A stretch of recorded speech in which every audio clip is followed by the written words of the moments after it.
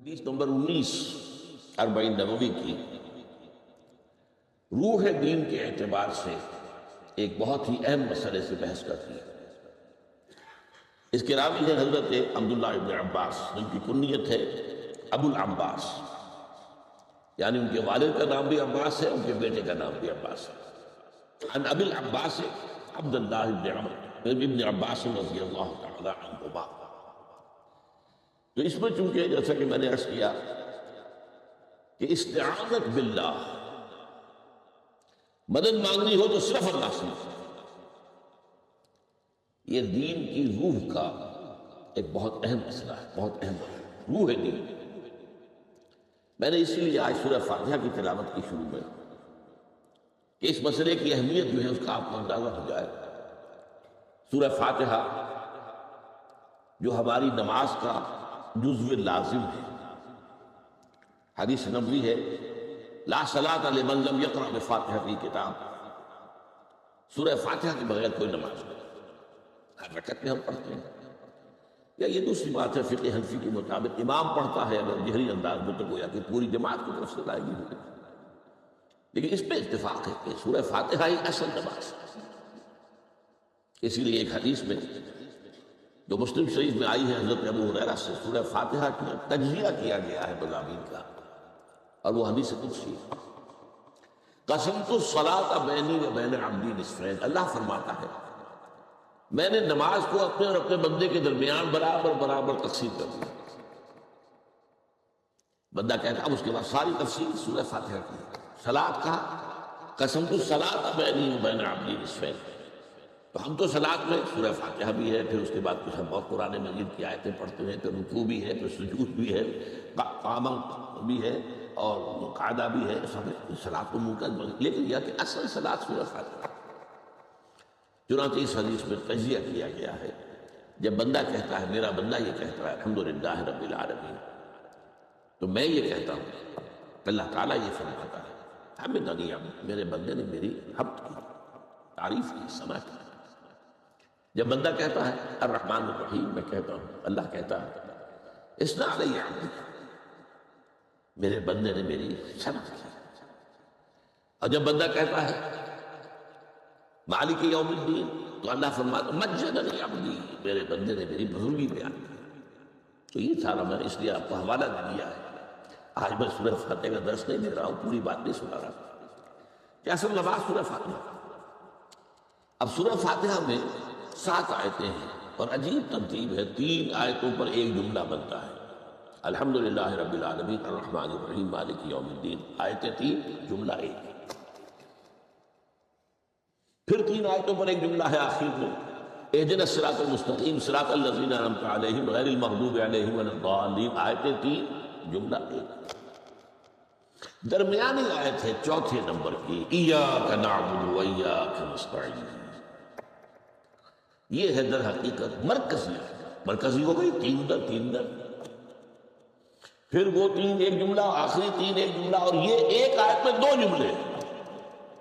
ایاک نعبد بھی مکمل جملہ ہے، وہ ایاک نستعین بھی مکمل جملہ ہے، اور یہیں پر سورہ فاتحہ کی وہ تقسیم ہوتی ہے آدھی، 3.5 آیتیں ادھر ہیں، الحمدللہ رب العالمین الرحمن الرحیم مالک یوم الدین ایاک نعبد۔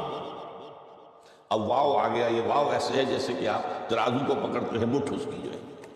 اب 3.5 آیتیں ہیں، وَإِيَّاكَ نَسْتَعِينُ اهْدِنَا الصِّرَاطَ الْمُسْتَقِيمَ صِرَاطَ الَّذِينَ أَنْعَمْتَ عَلَيْهِمْ غَيْرِ الْمَغْضُوبِ عَلَيْهِمْ وَلَا الضَّالِّينَ۔ یہ جو مرکزی آیت ہے، اس میں 2 باتوں کا ذکر ہے۔ ایاک نعبد، ایک تو ہم اقرار کرتے ہیں کہ اللہ ہم صرف تیری ہی بندگی کرتے ہیں اور کرتے رہیں گے، یہ حال اور ماضی، حال اور مستقبل دونوں کو محیط ہے۔ اور دوسرا ایاک نستعین، اور صرف تجھ ہی سے مدد مانگتے ہیں اور مانگتے رہیں گے۔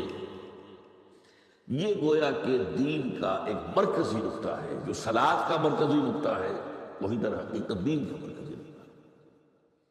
اب ہم اس پر غور کر چکے ہیں، اربعین نبوی کی حدیث نمبر 3 جو ہے وہ اس پر ہے، ایاک نعبد۔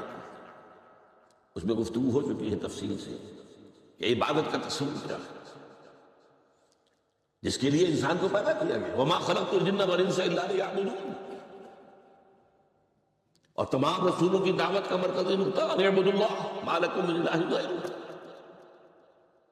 زندگی آمد برائے بندگی، زندگی بے بندگی شرمندگی. اور اس میں جو کنفیوژن ہم نے پیدا کر دیا ہے کہ عبادت کو عبادات کے مترادف قرار دے دیا. نماز، روزہ، حج اور زکوٰۃ یہ عبادات ہیں. وہ عبادت جس کے لیے ہمیں پیدا کیا گیا ہے وہ یہ چیزیں نہیں ہیں. وہ ہے پوری زندگی میں ہمہ تن، ہمہ وقت، ہمہ جہد اللہ کی عبادت. ہر وقت نماز تو نہیں پڑھی جاتی، ہر روز روزہ تو نہیں رکھا جاتا. یہ جو کہا کہ میں نے صرف تمہیں پیدا ہی اس لیے کیا کہ میری عبادت کرو، تو عبادت سے مراد یہ چیزیں نہیں ہو سکتی. یہ در حقیقت اس عبادت کے لیے سپورٹس، جیسے 4 ستون ہیں ان پر چھت ہے، چھت کو سپورٹ دینے کے لیے ستون ہے. ستونوں کی معنویت ہی تب ہے جبکہ چھت ہو، ورنہ کیا کہیں گے کس لیے کھڑے کر دیے 4 ستون؟ پاگل پنے کو کس لیے؟ بٹ فار، جب تک کہ چھت کا تصور نہ ہو. شامیانے کے لیے 4 آپ نے بانس کھڑے کیے، کس لیے؟ اس شامیانے کو سپورٹ کرنے کے لیے. تو اب اس میں جو ایک مضمون آیا وہ یہاں بھی آگے اس حدیث میں، تو قرآن مجید کی آیت میں ایاک نعبد و ایاک نستعین، یہ ہے دوسری بات جس پر کہ آج کی ہماری مرکزی جو مضمون ہے وہ یہ حدیث. تجھ ہی سے مدد مانگتے ہیں اور مانگتے رہیں گے. اللہ تعالیٰ سے مدد مانگنا. اب آپ لوگ سمجھیے کہ مدد جو مانگی جاتی ہے مختلف الفاظ استعمال ہو سکتے ہیں. استعانت وہ اس حدیث میں بھی آیا، قرآن میں بھی آیا، سورۃ فاتحہ میں ایاک نستعین.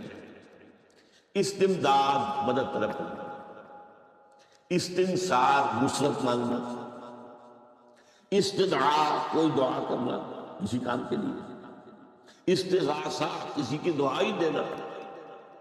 یہ تمام ایک قبیل کی چیزیں ہیں، ان کو جمع کر لیجیے استعانت. اب استعانت ایک تو ہے عام مادی دنیا کے اصول کے اندر اندر. میں کسی سے کہوں بھائی مجھے ذرا پانی پلا دینا، یہ بھی استعانت ہی ہے. میں نے اپنی ایک ضرورت کو پورا کرنے کے لیے اسے مدد چاہیے. اس میں کوئی شرط نہیں، کوئی برائی نہیں. معلوم ہے یہ عام مادی قوانین کے تحت ہوگا. یہ الگ بات ہے کہ حضور کے بارے میں یہ آتا ہے صلی اللہ علیہ وسلم کہ آپ کبھی ایسے کام کے لیے بھی کسی کو نہیں کہتے تھے.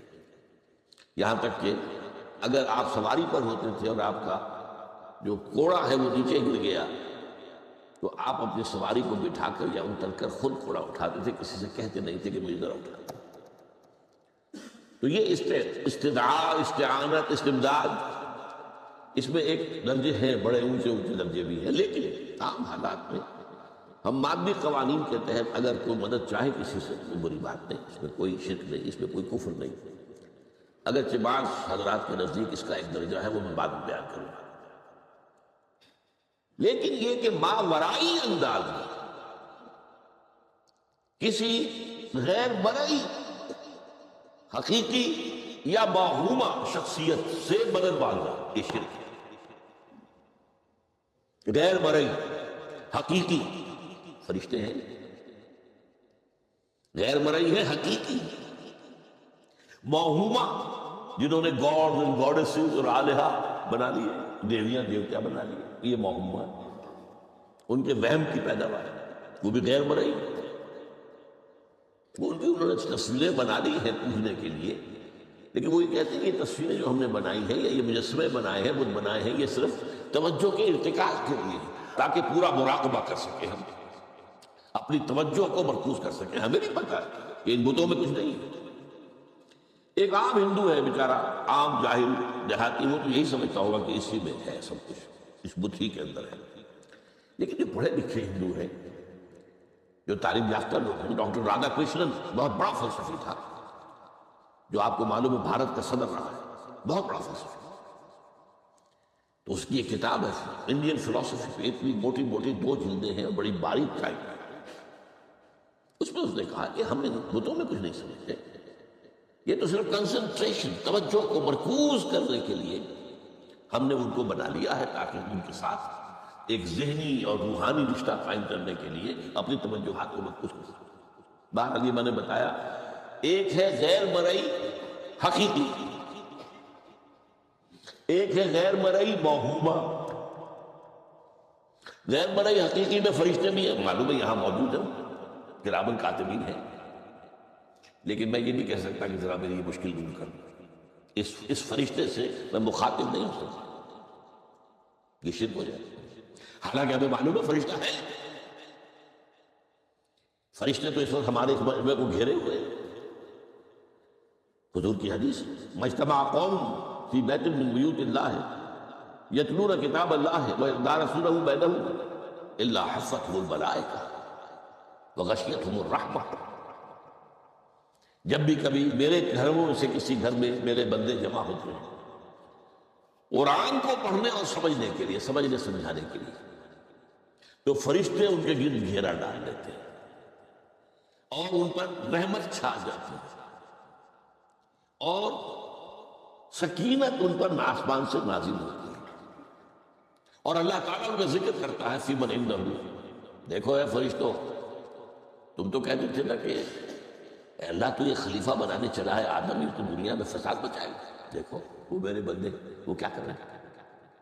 اللہ تعالیٰ ذکر کرتا ہے ان کا اپنی اس مجلس میں، وہ جو ملائے اعلیٰ کی مجلس ہے، جو اللہ تعالیٰ کے قریب ترین جو فرشتے ہیں، تو فرشتے ہیں لیکن مدد نہیں مانگی جا سکتی۔ اسی طرح اب ذرا مسئلہ دوسرا وہ مختلف ہی ہو جائے گا۔ میں نے پہلے وہ بات کی جس میں اختلاف کا امکان ہے، فرشتے تو ہیں، ان پر ہمارا ایمان ہے، اور اصل میں ایمان بالملائکہ ہی کی شکل بگڑی ہے، یہ جو گاڈ اور گاڈیسز بنا لیے گئے اور دیوی اور دیوتا بنا لیے گئے اور آلہہ بنا لیے گئے، ملائکہ ہی کی۔ ملائکہ کو اللہ نے ایک ایک کام کے اوپر معمور کیا ہوا ہے، یہ پہاڑوں کا فرشتہ ہے، یہ بارش کا فرشتہ ہے، یہ فلاں کا فرشتہ ہے، انہوں نے انہی کو دیوتا بنا لیا۔ بس غلطی کیا لگی کہ ان کا کوئی اختیار نہیں ہے۔ ہمارا ایمان کیا، فرشتوں کا اختیار کوئی نہیں،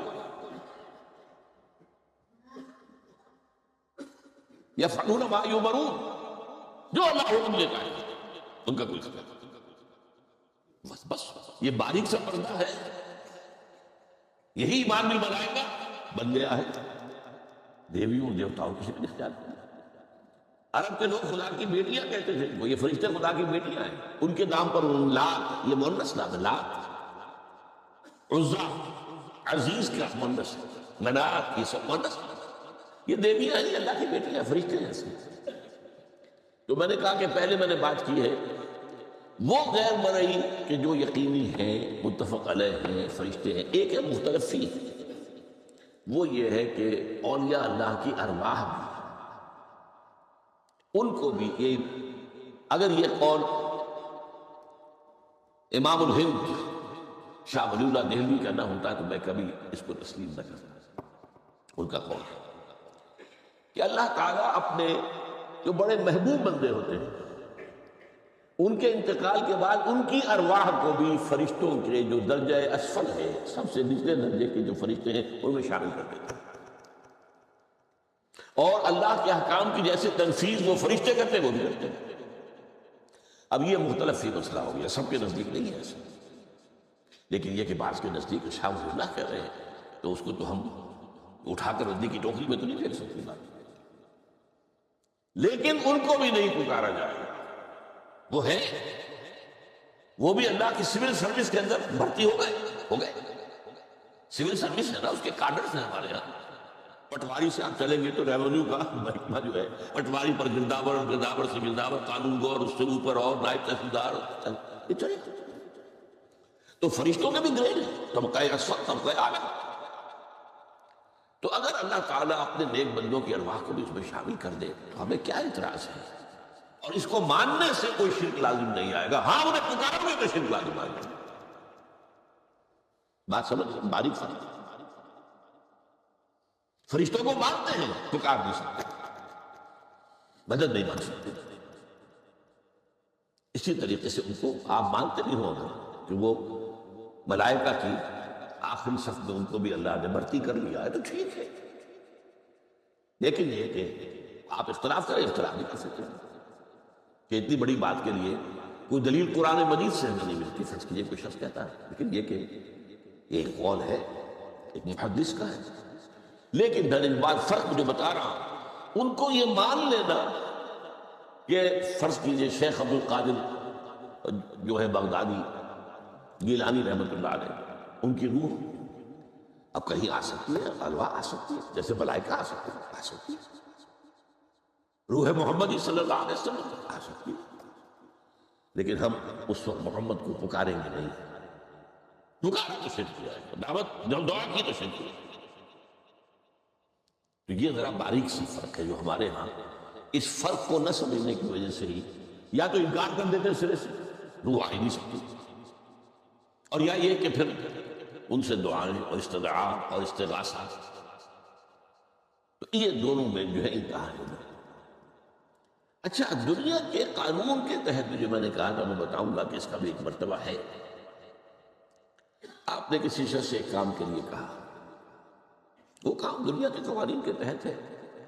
فرض کیجیے آپ کسی سے کہتے ہیں میری فلاں جگہ پر سفارش کر دیجیے، میرا یہ مسئلہ ہے، 100% درست ہے، لیکن یہ کہ فرض کیجیے کہ میرا جو مدعا علیہ ہے یا جو میرا بندے مقابل ہے وہ چرب زبان ہے زیادہ، یا وہ اس نے کوئی لمبی چوڑی سفارش جو ہے فراہم کر دی ہے، تو آپ بھی میری بات رکھ لینا۔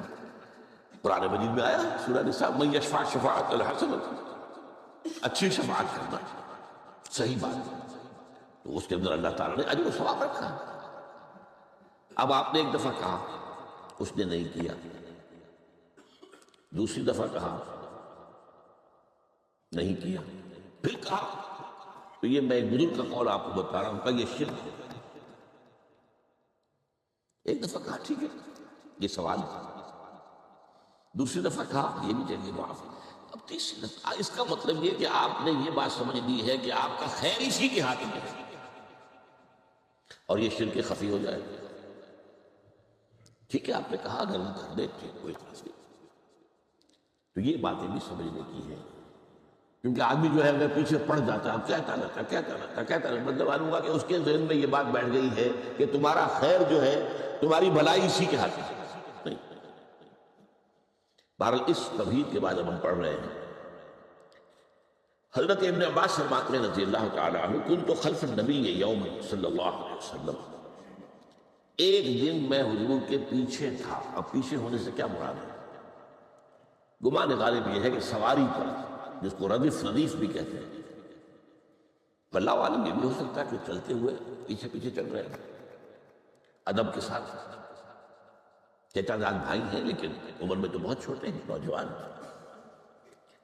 اس کیفیت میں حضور نے اب ان سے خطاب کیا، یا غلام، اے نوجوان، اے لڑکے کہا، اے لڑکے، اعلمک کلمات، میں تمہیں تلقین کرتا ہوں چند کلمات۔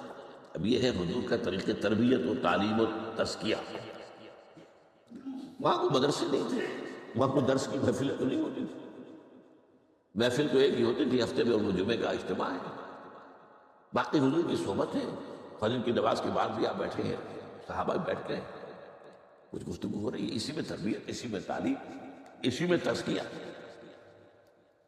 وہ علیحدہ ذکر کے حلقے جو ہے وہ ضربے مارنے کے لیے، یہ تو نہیں تھی، یہ تو بات کی ایجاد ہے، تو سب مانتے ہیں کہ یہ بات کی ایجاد ہے، یہ مصنوعی چیزیں نہیں ہیں۔ بہرحال حضور نے، اے لڑکے یا اے بیٹے، جو بھی آپ اس کا ترجمہ کریں، میں تمہیں چند باتیں سکھاتا ہوں۔ مطلب کیا ہے؟ وعلمک کلمات، توجہ سے سنو، غور سے سنو، حفظ جان بنا لو۔ احفظ اللہ یحفظک، پہلا کلمہ، اللہ کی حفاظت کرو وہ تمہاری حفاظت کرے گا۔ اب اس سے مراد کیا ہے؟ عام طور پر سمجھا گیا ہے کہ اللہ کے احکام کی حفاظت کرو، کوئی حکم ٹوٹنے نہ پائے، وہ تمہاری حفاظت کرے گا۔ اور ایک مفہوم یہ بھی ہو سکتا ہے، اللہ کو اپنے دل میں محفوظ رکھو، اس کی یاد سے اس دل کو، اس خانہ قلب کو خالی نہ ہونے دو، مستحضر رکھو اللہ کو، تو اللہ تمہاری حفاظت کرے گا، اللہ تمہیں یاد رکھے۔ اور حدیث قدسی میں یہ الفاظ آئے، میرا بندہ جب مجھے اپنے دل میں یاد کرتا ہے، میں بھی اسے اپنے دل میں یاد کرتا ہوں۔ جب میرا بندہ کسی محفل میں میرا ذکر کرتا ہے، میں اس سے کہیں بہتر محفل میں اس کا ذکر کرتا ہوں۔ اللہ کی محفل تو ملائے اعلیٰ کی ہے، ملائکہ مقربین کی ہے۔ وہ جو امیر خسرو کا شعر ہے، وہ پتہ نہیں کس کیفیت میں انہوں نے کہا ہے، خدا خود میر محفل بود اندر لامکان خسرو، محمد شب محفل بود شب جائے کہ من بودم۔ اے خسرو، رات میں جہاں تھا وہ رات کوئی کیفیت تھی جو گزری ہے، وہ ایک لامکان کی محفل تھی۔ اب مکان نہیں ہے، لامکان ہے، مادی نہیں ہے۔ اس کی محفل میں میر محفل اللہ تھا اور شب محفل محمد تھے صلی اللہ علیہ وسلم۔ خدا خود میر محفل بود اندر لامکان خسرو، محمد شب محفل بود شب جائے کہ من بودم۔ بہرحال اللہ کو تم اپنے دل میں مستحضر رکھو، اللہ تعالیٰ تمہیں بھی یاد رکھے گا۔ دوبارہ فرمایا احفظ اللہ تجدہ امامک تجاہک، اللہ کو یاد رکھو تو اپنے سامنے موجود پاؤ گے، جب چاہو دعا کرو۔ وہ جو بات کہا ہے کہ دل میں ہے، جب چاہو مخاطب ہے، دل کے آئینے میں ہے تصویر یار، جب ذرا گردن چکائی دیکھ لی، کہیں دور تو نہیں، نحن اقرب الیہ من حبل الورید۔ تمہارے دل میں اللہ ہے تو کہاں جا رہے ہیں اس کو ڈھونڈنے کے لیے؟ اپنے دل میں۔ وہ جو بے دل نے کہا ہے ستم است گر ہوست کشد کہ بے سیر سر و سمندرا، تجھے غنچہ کم نہ دمیدہ ادھر دل کشا بچمندرا۔ بڑے ستم کی بات ہے کہ تمہارا دل کہتا ہے چلو ذرا باغیچے میں چلو، پھولوں کی سیر کرو، یہ گلاب کا پھول ہے، یہ موتیا ہے، یہ سیر۔ ستم است، بڑے ستم کی بات ہے۔ کیوں بھی ستم کیا ہو گیا اس میں؟ ستم است گر ہوست کشد، تمہاری خواہش تمہیں کھینچتی ہے کہ بے سیر سر و سمندرا، سر و سمند ذرا ان کی سیر کرنے کے لیے آؤ۔ تجھے غنچہ کم نظر، تو خود ایک غنچہ ہے، تو خود ایک پھول ہے، اللہ کا بنایا ہوا اشرف المخلوقات۔ وہ اشرف المخلوقات سے بڑا کوئی پھول ہو سکتا ہے؟ تجھے غنچہ کم نہ دمیدہ در دل کشا، اپنے دل کا دروازہ کھولو، بچمن درا، اس کے اندر جو چمن آباد ہے وہ کیا ہے؟ دل مسکن ہے، قلب مسکن ہے روح کا۔ تو احفظ اللہ تجدہ امامک یا تجاہک، اپنے سامنے موجود ہو۔ اذا سالتا فاسأل اللہ، اب آ گیا وہ مرکز ہے۔ دیکھو جب مانگو اللہ سے، غیر اللہ کے سامنے ہاتھ دراز کرو بھی مت۔ ایک حدیث میں آتا یعنی حرام نہیں ہے، دنیاوی قواعد اصول قوانین کے تحت کسی سے مدد چاہنا، کوئی سوال کرنا حرام نہیں ہے۔ وہ تو میں نے کہا کہ اس پر اصرار آپ کریں گے تو اس میں بو پیدا ہو جائے گی، بدبو پیدا ہو جائے گی شرک کی۔ لیکن آپ سوال کریں، مدد لیں، اسی پر دنیا قائم ہے، ایک دوسرے کے ساتھ تعاون کے ساتھ۔ لیکن اونچا مقام کیا ہے؟ کسی سے سوال مت کرو سوال اللہ، یہاں تک کہ جوتے باندھنے کا تسمہ تمہیں درکار ہے تو بھی کسی سے مت مانگو، اللہ سے مانگو۔ کیا پتہ اللہ کس کے دل میں ڈال دے اور وہ آ کے تمہیں تسمہ پیش کر دے۔ ہوتا ہے ایسا بس اوقات جو اللہ کے ساتھ لو لگا کر رکھنے والے ہیں، ان کے تو ایسے واقعات ہوتے ہیں کہ دل میں ایک بات آئی اور اس کے بعد وہی بات جو ہے وہ کوئی شخص آ گیا اس نے وہ بات پوری کر دی، کیونکہ لوگوں کے دل جو ہے وہ تو اللہ کی دو انگلیوں کے مابین جو چاہتا پھر دیتا۔ کیا پتہ اللہ کسی فرشتے کو انسانی شکل میں بھیج آتا ہے، فرشتہ آتا ہے انسانی شکل میں، آپ کی تکلیف کو رفع کر دے، آپ کی ضرورت کو پورا کر دے، اسی سے مدد کسی اور سے۔ یہ ہے توحید کا لب لباب۔ یوں سمجھیے اسلام کی جڑ کیا ہے؟ ایمان۔ اسلام کا جو خارجی نظام عمل ہے، انفرادی اعمال ہو اجتماعی ہو، ان سب کی روح رواں کیا ہے؟ ایمان۔ ٹھیک، ایک بات بولیں، ایمان کا خلاصہ لب لباب کیا ہے؟ ایمان باللہ۔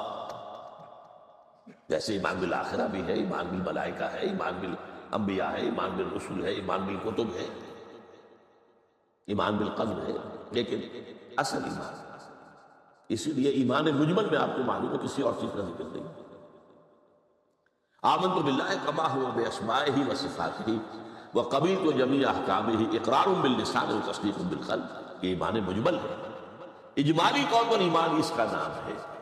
ہاں مفصل تفصیلی طور پر آمنت باللہ وملائکتہ وکتبہ ورسلہ والیوم الآخر والقدر خیرہ وشرہ من اللہ تعالی والبعث بعد الموت.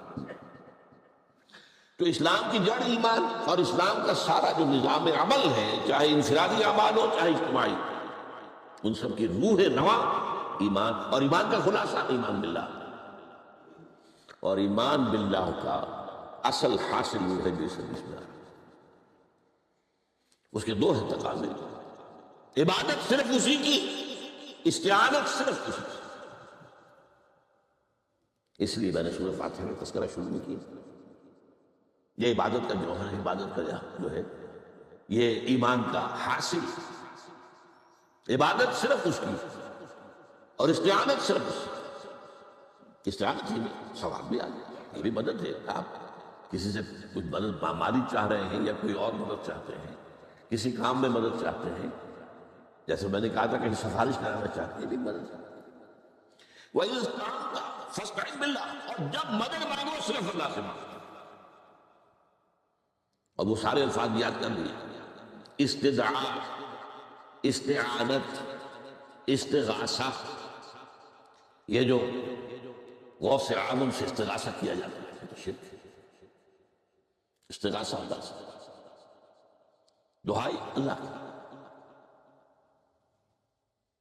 اس اعتبار سے استمداد، استعانت، استدعاء، استغاثہ، یہ سب اللہ سے. صرف عبادت صرف اللہ، ایاک نعبد، اور استعانت صرف اللہ سے.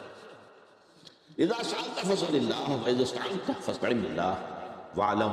اب یہ جو آخری ٹکڑا آ رہا ہے، حدیث نمبر 4 تھی وہ عبداللہ بن مسعود رضی اللہ تعالیٰ، اس میں بھی مضمون جو آیا ہوں یہاں پر دوبارہ. وعلم، اور اے میرے بیٹے، میرے بچے، اے عزیز، علم، جان لو، ان الامت لو اجتمعت علی ان ينفعوک بشیء. اگر سب لوگ جمع ہو کر چاہیں کہ تمہیں کسی شے کا نفع پہنچا دیں، کوئی فائدہ پہنچا دیں، لن ينفعوک الا بشیء قد کتبہ اللہ لک. نہیں پہنچا سکتے ہو تمہیں کوئی نفع مگر صرف وہی جو تمہارے لیے اللہ نے لکھ دیا. پھر کیوں مانگو ان سے؟ یہ تو فعل عبث ہے، بیکار بات ہوگی. ان کے ہاتھ میں کچھ ہے ہی نہیں. لہذا یہ جان لو، سب لوگ مل کر چاہیں کہ تمہیں کوئی نفع پہنچا دیں، نہیں پہنچا سکتے مگر وہی کچھ جو اللہ نے تمہارے لیے لکھ دیا ہے. نہیں جائے مدن. آپ اندازہ کیجئے کہ جو شخص اس سطح پر آ جائے اس میں کتنا استغنا ہوگا. کسی کے سامنے پیشانی رگڑے گا، کسی کے سامنے ہاتھ پھیلائے گا، کسی کے سامنے اپنی عزت نفس کو ہتھیلی پر رکھ کر پیش کرے گا. تم نے سوال کیا تو عزت نفس کو تم نے اس کے سامنے پیش کر دی. اب وہ چاہے تو کچھ اس کا لحاظ کر لے، چاہے تو ٹھوکر مار دے تمہاری عزت نفس کو. یہ وہ مقام ہے. جب مانگو صرف اللہ سے، جب مدد طلب کرو صرف اللہ سے. اور جان لو اگر تمام لوگ جمع ہو کر تمہیں کوئی فائدہ پہنچانا چاہے، نہیں پہنچا سکتے. الا بشیء قد کتب اللہ لک وان اجتمعوا علی ان یضروک بشیء لم یضروک الا بشیء قد کتب اللہ علیک. اگر سب مل کر چاہیں تمہیں کوئی نقصان پہنچا دے، نہیں پہنچا سکتے مگر وہی کچھ جو اللہ نے تمہارے لیے لکھ دیا. اب بتائیے خوف کی جڑ کٹ جائے گی نہیں؟ یہ جو ایمان جو ہے یہ خوف اور حزن دونوں سے نجات دلانے والی بات ہے. جو حقیقی مومن ہے وہ اللہ کا ولی ہے. حقیقی مومن وہ اللہ کا ولی ہے. اور الا ان اولیاء اللہ لا خوف علیہم ولا هم يحزنون. یہ اولیاء اللہ کو علیحدہ مخلوق نہیں ہے، وہ ان کے سر پہ سینگ نہیں ہوتے، انسان ہی ہوتے ہیں. لیکن حقیقی معنی میں مومن ان اعتبارات سے جو آج ہم پڑھ رہے ہیں، ایمان اس درجے کا پہنچ گیا تو اللہ کو نہیں. اور لوگوں کے لیے خوف کس بات کا؟ کس سے خوف کروں؟ اس کے ہاتھ میں کچھ ہے ہی نہیں.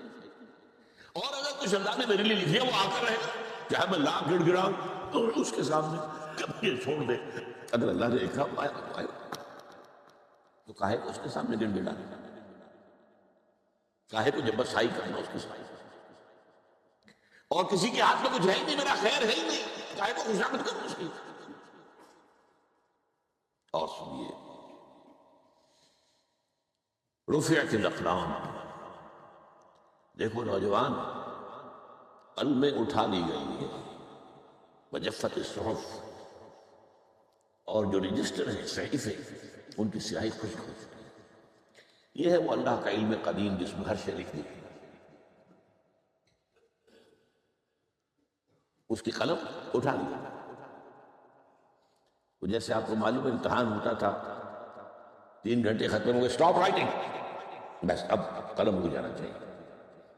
وہ قلم تو تقدیر کا کاتب جو ہے وہ قلم اس کا اب اٹھا لیا گیا، اور جو صحیفے جن پر یہ لکھا گیا ہے وہ خشک بھی ہو گئے۔ یہ تو روایت ہے جو امام ترمذی نے جس کو روایت کیا، یہ متن ان کا ہے جو ہم نے پڑھا ابھی، اور ان کا قول یہ ہے کہ یہ حدیث حسن صحیح ہے۔ لیکن یہی روایت اور انہی راوی سے عبداللہ ابن عباس سے رضی اللہ تعالیٰ عنہما اور بھی محدثین سے کی ہے، اس میں سے ایک اور متن جو ہے وہ یہاں پر امام نووی نے دے دیا ہے۔ احفظ اللہ تجدہ امامک، یہ تو پہلا وہ ٹکڑا تھا، وقت جاہد تھا، یہاں امامک ہے، امام مطلب ایک ہی، اپنے سامنے تھا۔ اللہ کی حفاظت کرو، اللہ کو دل میں، اللہ کی یاد کو محفوظ رکھو، گویا کہ اللہ کو مستحضر رکھو۔ ذکر اللہ کے معنی کیا ہے؟ استحضار اللہ فی القلب، یہ ذکر اللہ ہے۔ جنہیں ہم ذکر سمجھ بیٹھے ہیں وہ ذکر کے ذریعے ہے۔ اقیم الصلاۃ لذکری، نماز قائم کرو میری یاد کے لیے، نماز ذریعہ ہے یاد کا۔ یہ علیحدہ بات ہے کہ آپ نے 17 رکعتیں بھی پڑھ لی ہو جو عشاء کی اور یاد آپ کو آئی نہیں، آپ تو ایک میکینیکل انداز میں جو ہے وہ اٹھک بیٹھک کر رہے ہیں اور آپ کی زبان سے کچھ بھی نکل رہا ہے، تو اس کا آپ کے شعور سے، دل کی گہرائی سے رابطہ ہے ہی، وہ ذکر تو نہیں ہوا۔ ہاں نماز فرض تھی وہ ادا ہو گئی، فرض ادا ہو گئی۔ تو جنہیں ہم نے ذرائع، جنہیں ذکر سمجھا وہ ذرائع ذکر، اللہ اللہ سبحان اللہ زبان سے، یہ تاکہ اس کے نتیجے میں وہ ذکر حاصل ہو جائے۔ استحضار اللہ فی القلب، ذکر کے معنی ہے استحضار اللہ فی القلب۔ تعرف الی اللہ فی الرخاء، اور دیکھو کشادگی کے وقت میں تم اللہ کو یاد رکھو، اللہ کی طرف رجوع کیے رہو، بھول نہ جاؤ۔ وہ نہ ہو جو کبھی کہا تھا، بہادر شاہ ظفر کے اشعار میں سے بہت زور کا شعر ہے، ظفر آدمی اس کو نہ جانیے چاہے کتنا ہی ہو فہم زکا، جسے عیش میں یاد خدا نہ رہی، جسے تیش میں خوف خدا۔ وہ ہے کشادگی کی حالت میں، جب کہ تمہارے لیے کشادگی ہے، اللہ کی طرف رجوع کیے رکھو۔ یعرف کا فی الشدہ، تو اللہ اپنی توجہ تم کو رکھے گا شدت کے وقت میں، جب تمہیں کوئی تکلیف ہے، اس تکلیف کو تم پر آسان کر دے گا۔ تکلیف تو آنی ہے، لکھی ہوئی ہے، وہ تو آئے گی، لیکن یہ کہ اللہ تعالیٰ اس کی شدت کو، ایک ہی چیز ہے جس کو ایک انسان بہت شدت کے ساتھ محسوس کر رہا ہے، دوسرا آدمی اتنا نہیں محسوس کر رہا ہے، احساس کا معاملہ ہوگا۔ وہ تو اصل میں اگر انسان کی نرز کٹی ہوئی ہے تو احساس ہو گئی، سر سے نہیں ہوگی، تو اس اعتبار سے اللہ تعالیٰ تمہارے لیے اس شدت کی کمی کر دے گا۔ وَاعْلَمْ أَنَّ مَا أَخْطَأَكَ لَمْ يَكُنْ لِيُصِيبَكَ، اور جان لو جو چیز تم سے چھوٹ گئی ہے، رہ گئی ہے، وہ ہرگز تمہیں ملنے والی نہیں تھی۔ اب آپ نے کسی ملازمت کے لیے درخواست نہیں ہے، درخواستیں مانگی گئی ہیں، اپنی سی محنت کر لی، نہیں ملی ملازمت، اب آپ بیٹھے ہوئے افسوس میں، رنج میں، غم میں، فلاں نے یہ کر دیا، فلاں نے یہ کر دیا، وہ فلاں جو ہے بڑی تکڑی سفارش لے آیا تھا، فلاں نے رشوت دے دی، چھوڑو بھی اس کو، وہ تمہارے لیے نہیں تھی۔ کاہے کو اپنے ذہن کے اندر یہ کھچڑی پکا رہے ہوئے تھے، خواہ آپ شاید سوء ظن میں بھی مبتلا ہو رہے ہو، کسی نے نہ رشوت دی اور آپ سمجھتے ہو کہ رشوت دی ہے اس نے۔ یہ ساری چیزیں جو ساری سیئات، ان کی جڑ کٹ ہے۔ وَاعْلَمْ أَنَّ مَا أَخْطَأَكَ لَمْ يَكُنْ لِيُصِيبَكَ وَمَا أَصَابَكَ، اور جو چیز تم پر آ گئی، لَمْ يَكُنْ لِيُخْطِئَكَ، ہو ہی نہیں سکتا تھا کہ وہ تم پر نہ آتا۔ یہ کر لیتا تو ہو جاتا، شاید یہ کر لیتا، میں نے ٹیکا پہلے لگوا لیا ہوتا تو یہ بات نہ ہوتی۔ بھائی وہ جو ہونا تھا وہ ہونا تھا۔ اب یہ وہ چیز ہے جس سے انسان میں کیفیت پیدا ہوتی، تسلیم و رضا۔ ہم بھی تسلیم کی خو ڈالیں گے، بے نیازی تیری عادت ہی صحیح ہے، اے اللہ جو تو نے چاہا مجھے قبول ہے۔ اسی لیے میں نے آپ کو آیتیں سنائی سورہ تغابن کی، ما اصاب من مصیبت الا باذن اللہ، کوئی مصیبت نہیں آتی مگر اللہ کے اذن سے۔ وَمَن یؤمن باللہ یہد قلبہ، جو اللہ پر ایمان رکھتا ہو اللہ اس کے دل کو ہدایت دے دیتا ہے۔ ہدایت کس بات کی؟ تسلیم و رضا۔ ستمست گر حوست کشت کہ بسر سلو سبب برا، نہیں یہ دوسرا جو میں پڑھنا چاہتا تھا، سر دوستان سلامت کہ تو خنجر آزمائی، نہ شبت نصیب دشمن کے شبت ہلا کے تیرا۔ اے اللہ تیری طرف سے ہے، مجھے قبول ہے، اور بظاہر مجھے تکلیف ہو رہی ہے لیکن یقیناً اس میں میرا کوئی خیر ہے۔ یہ دیکھل خیر تیرے ہاتھ میں تو خیر ہی خیر ہے، جو بھی تیری طرف سے آئے۔ سر تسلیم خم ہے مزاج یار۔ اور یہ مضمون جو ہے زیادہ بڑے پیمانے پر سورہ دین میں آیا، ما اصاب من مصیبت فی الارض ولا فی انفسکم الا فی کتاب من قبل ان نبرأها، کوئی مصیبت نہیں آتی نہ تمہاری جانوں میں نہ زمین میں، زمین میں زلزلہ آ جانا، سیلاب آ جانا، کچھ اور زمین کا دھس جانا، یا یہ ہے کہ تمہاری جانوں میں کوئی بخار ہو گیا، کوئی اور تکلیف ہو گئی، اچانک معلوم ہوا کہ انسان کو کینسر ہے اور کینسر بھی اب 3rd stage پہ پہنچ چکا، لیکن جو بھی آیا ہے وہ اللہ کے علم قدیم کی کتاب میں پہلے سے لکھا ہوا فی کتاب من قبل ان نبرأها، یہ کتاب میں درج ہے اس سے پہلے کہ ہم اسے ظاہر کریں۔ اس کا نتیجہ کیا نکلنا چاہیے؟ لیکن لا تأسوا علی ما فاتکم ولا تفرحوا بما آتاکم، افسوس نہ کیا کرو جو تم سے جاتا رہے، چھوٹ جائے، کوئی عزیز فوت ہو گیا، کوئی موقع ہاتھ سے نکل گیا، ارے بھائی میں چوک گیا، بڑا موقع تھا، اب اس پر افسوس کرتے ہیں نہیں، جو چیز لیکن لا تأسوا علی ما فاتک ولا تفرحوا بما آتاک، جو اللہ تمہیں دے دے اس پر اتراؤ مت۔ وما اصابک لم یکن لیخطئک واعلم ان النصر مع الصبر، اور جان دو اللہ کی مدد صبر کے ساتھ، جو آئے اس کی طرف سے جھیلو، زبان پر کلمہ شکوہ اور شکایت نہ آئے، اللہ سے شکایت، تسلیم و رضا، جو تیری رضا ہے۔ تیری صحت ہمیں منظور ہے لیکن اس کو، مولانا محمد علی جوہر ایک مرتبہ جیل میں گئے، ایک بیٹی بیمار ہوئی، فوت ہو گئی، اس کے بعد دوسری مرتبہ پھر جیل میں گئے، دوسری بیٹی کو وہی بیماری ہوئی، جیل میں اطلاع ملی کہ بیٹی کو یہ بیماری ہو گئی، تو خط لکھا ہے اشعار کی شکل، اس کا آخری شعر یہ ہے، تیری صحت ہمیں منظور ہے لیکن اس کو نہیں منظور تو پھر ہم کو بھی منظور ہے۔ ہم تو چاہتے ہیں کہ بیٹی کے تو یہ شفا ہو جائے، اسے منظور نہیں تو پھر ہمیں منظور۔ وَاعْلَمْ أَنَّ النَّصْرَ مَعَ الصَّبْرِ وَأَنَّ الْفَرَجَ مَعَ الْكَرْبِ، فرج فراخی کھل جانا کسی چیز کا، یہ ہے کرب کے ساتھ، تکلیف کے ساتھ، تکلیف ہوتی ہے ساتھ، اللہ نے قانون بنایا ہے۔ اب آپ اندازہ کیجئے بچے کی ولادت میں ماں کو کتنی تکلیف اٹھانی پڑتی ہے۔ آج کل تو فیشن ہو گیا ہے، سیدھے سیدھے جاؤ آپریشن کراؤ تکلیف سے بچ جاؤ، لیکن یہ ہے کہ یہ بھی آپ جیل میں ہوگا، وہ ساری تکلیف، جیسے ہی بچے کو لا کر ماں کے برابر لٹایا ہے، ساری تکلیف ختم، پھر جو راحت اس سے میسر آتی ہے۔ ان الفرج مع الکرب وان مع العسر یسرا، اسی لیے میں نے وہ آیتیں بھی پڑھی تھی، ان مع العسر یسرا ان مع العسر یسرا۔ اس دنیا میں یہ اللہ نے نظام بنایا ہے، سختیاں جھیلنی ہی ہوگی۔ لقد خلقنا الانسان فی کبد، ہم نے انسان کو پیدا کیا مشقت کے اندر، مشقت تو کرنی پڑے گی، کسی کی جسمانی مشقت زیادہ، کسی کی ذہنی مشقت زیادہ، مشقت سے چارہ۔ السلام علیکم، اس چینل کو اسرار احمد آرکائیو سبسکرائب کریں، اپنے دوستوں کے ساتھ شیئر کریں، اور ایسے ہی مزید ویڈیو دیکھنے کے لیے چینل کے ساتھ جڑے رہیں۔ جزاک اللہ۔